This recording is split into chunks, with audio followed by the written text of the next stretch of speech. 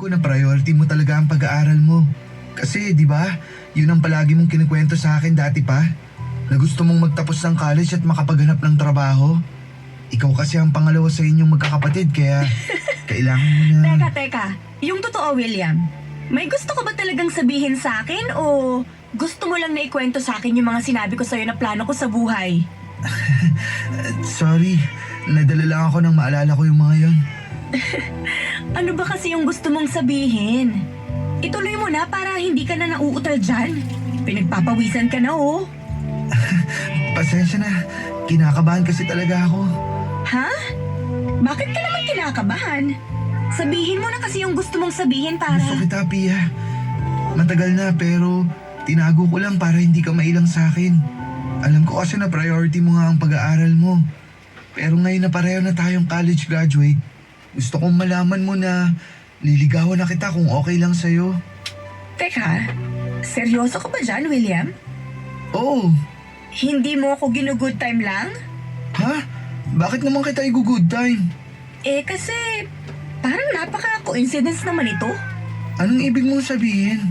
Alam mo kasi, sa totoo lang, kinausap ako ni Anton nung isang araw. Si Anton? Yung pinsan ko? Oo, siya nga. Anong sabi niya sa'yo? Balak niya raw akong ligawan pagkatapos mismo ng graduation natin. Grabe, no? Napaka-coincidence. Kaya akala ko talaga ginugood time mo lang ako. Naisip ko ngayon lang na baka pinagtitripan niyo lang ako magpinsan. Siyempre hindi. Bakit naman namin gagawin yon? Lalo na ako. Matagal na talaga kitang gusto, Pia. Hinintay ko lang talaga ang pagkakataon na to para ipagtapat sa'yo ang nararamdaman ko. Alam ko kasi na ayaw mo pang magpaligaw habang nag-aaral ka. At ngayon na magsisimula na tayo sa bagong stage ng buhay natin, gusto kong simulan na rin na iparamdam sa'yo na seryoso ako sa nararamdaman ko, Pia. Papadudot isa si Anton sa mga kaklose ko na pinsan. Doon din siya sa may barangay namin nakatira at mas matanda siya sa akin ng 1 taon.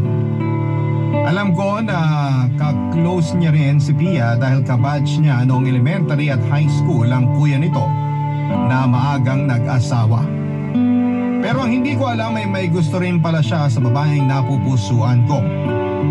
Kaya naman nagulat talaga ako nang sabihin ni Pia na nagtapat din sa kanya ng feelings ang pinsan ko. Ay isa sa mga halimbawa ng ideal girl ng isang lalaki. Mabait, maganda at mataas ang pangarap. Pero dahil ka-close ko si Anton ay hindi ko ginawang negative ang nalaman ko na pagkakagusto niya at balak na panliligaw kay Pia Papadudut. Yung polo shirt na suot ko. Mabuti pa magpahinga muna tayo saglit. Ayun, may waiting siya dun, oh. Makisilong muna tayo. Sige.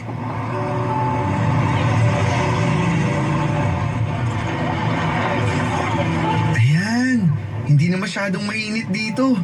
Hindi masyadong tutok ang araw. Malas yata tayo ngayon kasi ni isa sa mga inaplayan natin. Wala man lang tumanggap sa atin kaagad. Ganun talaga. Kadalasan agad na makahanap na ng trabaho. Yan din ang naisip ko.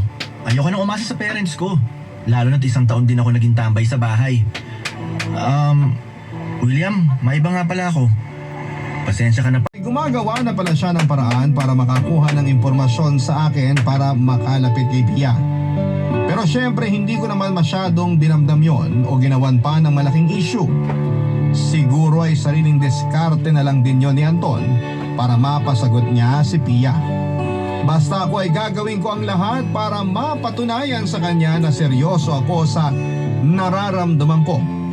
Ang nasa isip ko noon ay gagalingan ko ang panliligaw para makita at maramdaman nito. Kaya kahit ako ay kinilig na rin ang mga oras na yon, Papadudut. Ramdam ko rin na kahit papaano ay lumalamang na ako sa puso ni Pia Papadudut.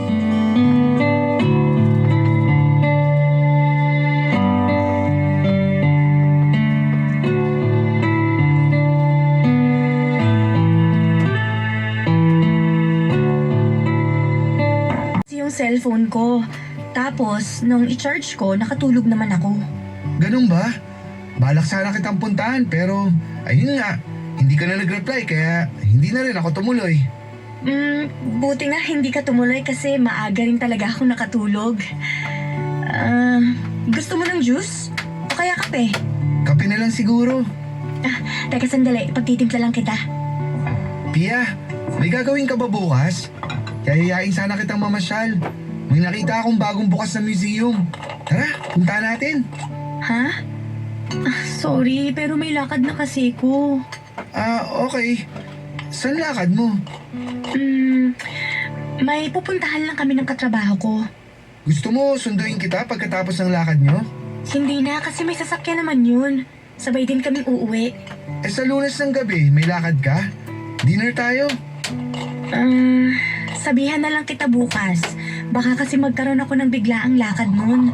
Pasensya na William ha. Medyo busy lang talaga kasing schedule ko sa ngayon. Ayos lang, Pia. Naiintindihan ko. Ang tagal na rin kasi nating hindi nakakalabas kaya panay ang yaya ko sa'yo. Sabihan mo na lang ako kapag hindi ka na busy. Babe, Sabihin ko. yung tanong ko muna ang sagutin nyo. Kayong dalawa na ba? Ha? Oo. Girlfriend ko na si Pia. Sinagot na niya ako 4 days ago. Wow! Ang galing naman. Mag-iisang linggo na pala ang relasyon nyo. Hindi nyo man lang sinabi sa akin? Balak na rin naman talaga naming sabihin sa'yo. Tama si Pia, pinsan. Humahanap lang talaga kami ng tamang tiyempo. Tiyempo nyo mukha nyo. Makaalis na nga. William! Sandali! Teka. William!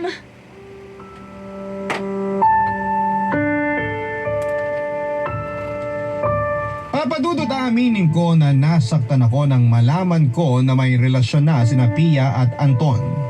Una dahil inilihim nila sa akin ang bagay na yon. Kahit mag-iisang linggo pa lamang ang relasyon nila. Pakiramdam ko kaagad ay pinagkaisahan nila ako. Nakausap ko pa kasi si Anton bago ang araw na yon at wala na siya kahit na anong sinabi sa akin na sinagot na pala siya ni Pia. Ang usapan kasi namin ay ipapaalam kaagad namin sa isa't isa kung sino man sa amin ang magwawagi sa panliligaw. Pero hindi tumupad si Anton. Isa pa alam ko rin naman na malaki ang lamang ko kay Anton. Hindi hama kasi na mas gwapo at mas maganda ang pangangatawang ko sa kanya. Mas maayos din ang trabaho ko at mas malaki ang kinikita kong pera. Higit sa lahat papadudot ay mas ma-effort ako pagdating sa Hindi ko na rin maitago noon kina Pia at Anton na nasaktan ako dahil sa relasyon nila ay nag-decide ako na umiwas na lamang muna sa kanilang dalawa. Hindi na ako sumasagot sa mga text o chat sa akin ni Pia. Kapag naman nagkakasalubong kami sa daanan ni Anton ay umiiwas ako ng tingin sa kanya. Alam ko na nagmumukha akong bitter noon sa paningin nila pero umaasa ako na maintindihan nila ang paraan ko ng pag-move on. Hindi madali ang masaktan. Lalo na at si Pia ang pinaka-sineryoso ko sa lahat ng babaeng niligawan ko. Umasa na rin kasi ako noon na gusto niya ako papadudot. Umasa ako na sa huli ako ang pipiliin niya pero hindi pala. Pero wala naman ako magagawa kung hindi tanggapin ang naging desisyon ni Pia. Ayoko rin naman habang buhay na lamang ako na magkaroon ng hinanakit sa kanilang dalawa papadudot.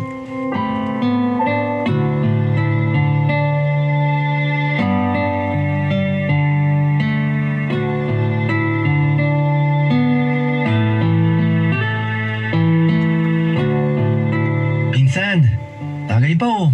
Sige lang, salamat. Nasaan na ba yung ibang pinsan natin? Kanina lang may dalawa ka pang kasama dito sa lamesa bago ako umalis. Kumuha lang ako ng pulutan. Pagbalik ko, wala na sila. Nagpaalam kanina na iihi daw pero hindi na bumalik. Malamang umuwi na yung mga yun. Hindi ka pa rin talaga nagbabago. Ikaw pa rin ang pinakamatibay pagdating sa inuman. Ikaw din naman. Mabuti pala nakapunta ka ngayon dito sa birthday celebration ni Lola. Di ba may pasok ka pa bukas sa trabaho? Oo, meron nga. Pero alam mo naman na hindi pwedeng may absent sa mga apo ni Lola kapag nagba-birthday siya. Dahil kung sino mga apo ang absent, ilang buwan niyang hindi kikibuhin dahil sa pagtatampo niya. Siguro, medyo sumama lang ang loob ko kasi nga, nasaktan ako. Hindi lang dahil sa ikaw ang pinili ni Pia, Pero dahil na rin sa hindi nyo kaagad sinabi sa akin na kayong dalawa na pala. Pasensya na talaga, pinsan. Hindi kasi namin alam kung paano sasabihin sa'yo. Totoo na humahanap lang kami ng tiyempo nun ni Pia. Ayaw kasi namin mabigla ka tapos magalit ka sa amin.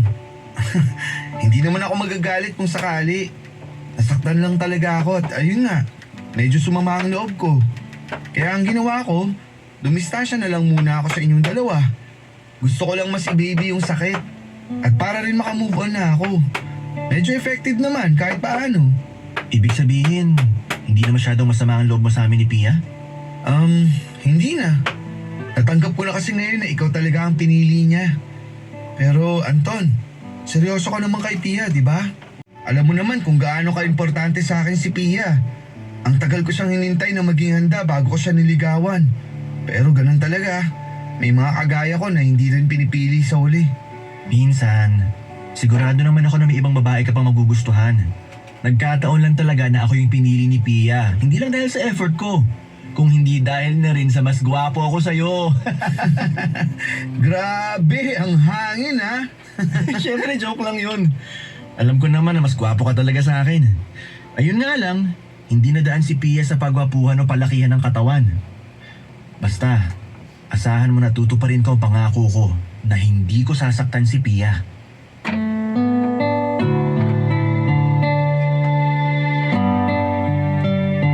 Papadudot naging bukas na rin ang isipan ko sa desisyon ni Pia na sagutin si Anton. Wala naman kasi akong ibang pagpipilian kung hindi ang tanggapin yon. Kaya naman paunti-unti ay bumalik ang mabuting pagkakaibigan naming tatlo. Hanggang sa tuluyan ko nang natanggap na hindi talaga ako ang pinili ni Pia at naging masaya na lamang ako para sa kanilang dalawa. At dahil nasa isang barangay lamang kami ay may mga oras na lumalabas kaming tatlo para kumain ng magkakasama. Papadudot, aaminin ko na may nararamdaman pa rin akong espesyal para kay Pia. Pero nakontento na lamang ako sa pagiging isang kaibigan sa kanya.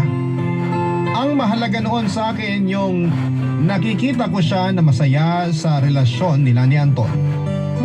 Mabilis din na lumipas ang 2 taon na gulat na lamang ako nang mabalitaan ko na nag-break na ang dalawa. Si Anton kagad ang una kong kinausap at sinabi niya na may ibang babae na raw siyang minamahal. Kinumbinsi ko siya na ayusin muna ang relasyon nila pero buo na raw ang desisyon niya. At mula noon ay hindi ko na ulit nakita si Anton dahil umalis na rin siya sa lugar namin, Papadudot. Wala kasi akong pasok sa trabaho kaya naisipan ko na dumaan dito sa bahay niyo. Okay lang naman, di ba? Oo, ayos lang. Pasok ka. Nagmerienda ka na ba? May dala akong donut dito. Ito. Wala akong gana. Naku, paborito mo tong dala ko kaya sigurado ako na magkakaroon ka ng gana. Bavarian kaya lahat ng donut na binili ko. May dala na rin akong milk tea dito. Yung Okinawa flavor, yun ang gusto mo, di ba? Eto, ilalagay ko na rin dito sa lamesa. William, kung pumunta ka lang dito para pilitin ako na kainin ng mga pagkain na dala mo, sorry pero wala talaga akong gana. Ibibigay ko na lang ang lahat ng yan sa mga kapatid ko pag uwi nila mamaya. Ay, Pia, kailangan mong kumain. Ang laki na ng pinayat mo, oh. Hindi ko naman pwedeng pilitin ang sarili ko kung wala talaga akong ganang kumain. Alam ko, pero hindi mo rin pwedeng pabayaan ang sarili mo. Mag-iisang buwan na mula nang mag-break kayo ni Anton. Kailangan pang mangyari. Lalo na kapag nakakaramdam tayo ng matinding sakit. Pero Pia, wala kang kahit na anong naging kasalanan. Ginawa mo ang lahat para maging maayos ang relasyon niyo ni Anton. Pero bakit nakipaghiwalay pa rin siya sa akin? Bakit pinagpalit niya pa rin ako sa iba? Ang totoo, hindi ko rin alam ang sagot. Ilang beses kong sinubukan na kausapin si Anton at kumbinsihin siya na subukan munang ayusin ang relasyon niyo. Pero ayaw na talaga niya eh. Muntik na nga rin kami mag-away dahil sa pangungulit ko sa kanya. At nagalit din ako sa kanya kasi hindi siya tumupad sa pangako niya na kahit kailan hindi kanya sasaktan. Pero Pia, sa ngayon, kailangan mong tulungan ang sarili mo. Kailangan mong tulungan ang sarili mo na unti-unting mag-move on mula kay Anton. Buntis ako. Ha? Ano sabi mo? Buntis ako at si Anton ang ama. Alam na ba yun ni Anton? Oo, kaya lang ayaw niyang panagutan ng pinagbubuntis ko kasi hindi na nga raw ako ang mahal niya. Sinabihan pa niya ako na ipalaglag ko na nga lang doon ang pinagbubuntis ko para pareho na kaming walang problema. Sira ulo talaga ang hayop na yun. William, hindi ko na alam ang gagawin ko. Sigurado ako na magagalit sa akin ng parents ko kapag nalaman nilang buntis ako. Na hindi pa nga nila alam na boyfriend ko na talaga si Anton tapos malalaman pa nila na nabuntis niya ako. Ayokong itakwil ako ng parents ko, William. Pananagutan ko ang bata. Ano? Sigurado ko ba sa sinasabi mo, William? Oo. Pia, kahit kailan naman hindi nagbago ang nararamdaman kong pagmamahal para sa'yo. Kaya kung papayag ka, ako ng tatayong tatay ng magiging anak mo. Aakuin ko ang baby mo. Ituturing ko siya na parang tunay na anak ko. Papadudot, naging saksi ako kung paano halos nawasak ang mundo ni Pia mula nang magtapos ang relasyon nila ni Anton. Lumapit pa siya sa akin noon para sabihin na pakiusapan ko raw si Anton na makipagbalikan sa kanya. Yun ang unang beses na nakausap ko siya ng tungkol sa pagtatapos ng relasyon nilang dalawa. At nakita ko na hindi yun naging perpekto. Wala naman kasing perpektong relasyon, hindi ba? Palaging may mga oras na hindi nagkakaunawaan ang dalawang tao sa isang relasyon. At sa kanilang dalawa ay nakita ko rin na si Pia ang mas nagbibigay at nagpaparamdam ng pagmamahal. Sa totoo lang, nakakaramdam din ako ng inggit at selos sa dalawang tao na yon. Na syempre hindi ko pinapahalata sa kanilang dalawa, Papadudot. Gusto ko na makita at maramdaman nila ang suporta at pagmamahal ko para sa kanilang dalawa. Gusto ko na maging parte ako ng masayang kwento nilang dalawa. Sapat na sa akin yon basta alam ko na nasa tamang tao ang babaeng pinakamamahal ko. Kaya lang hindi sa lahat ng oras ay umaayon ang panahon sa gusto nating mangyari, Papadudot, dahil yung gusto ko na pangmatagalan na saya para kay Pia ay hindi natupad. At sa biglang pag-alis ni Anton sa buhay niya ay pinaramdam ko na hindi siya nag-iisa. Na kahit kailan ay hindi ako aalis sa tabi niya. At nang malaman ko na nagdadalang tao siya kahit hindi pa buo ang loob ko ay sinabi ko sa kanya na handa kong panagutan ang batang hindi naman ako ang ama. Alam ko na sobra na yung ginagawa ko para sa pagmamahal na nararamdaman ko para sa kanya, pero ayaw kong hayaan siya na mag-isa na dalhin ang malaking responsibilidad na yon. Papadudot, 2 buwan pa ang lumipas nang tanggapin na ni Pia ang inaalok ko sa kanya na maging tatay ng baby niya. Dahil hindi naman alam sa kanila na may boyfriend siya, ako na rin ang pinakilalang boyfriend ni Pia at tatay ng pinagbubuntis niya sa mga magulang niya. Nung una ay sumama ang loob ng mga ito dahil may mga kapatid pa raw na pinag-aaral si Pia. Pero kalaunan ay natanggap din nila na hindi na magbabago pa ang kapalaran na magkakaroon na sila ng apo. Nang taon din na yon ay nagpakasal na kami ni Pia at ngayon ay 4 na taon nang nagsasama bilang mag-asawa. Naramdaman ko noong una, Papadudot, na hindi pa talaga ako lubusang minamahal ni Pia kahit kasal na kami. Patunayan na totoo pala na natututunan at natuturuan ng puso basta tapat ka sa pagmamahal na pinaparamdam mo para sa isang tao. Naging sapat na ang presensya ko sa buhay ni Pia kahit pa hindi na kailanman bumalik at nakipag-usap sa amin si Anton. Ang mahalaga ay buo at masaya kaming nagsasama bilang isang pamilya. Papadudot, hanggang dito na lamang itong sulat ko at sana ay may naiwan itong araw sa ating mga kabarangay. Lalo na sa kagaya ko na minsang naghintay ng matagal na masuklian ang pagmamahal na nararamdaman ko. Ang inyong kapuso at kabarangay forever,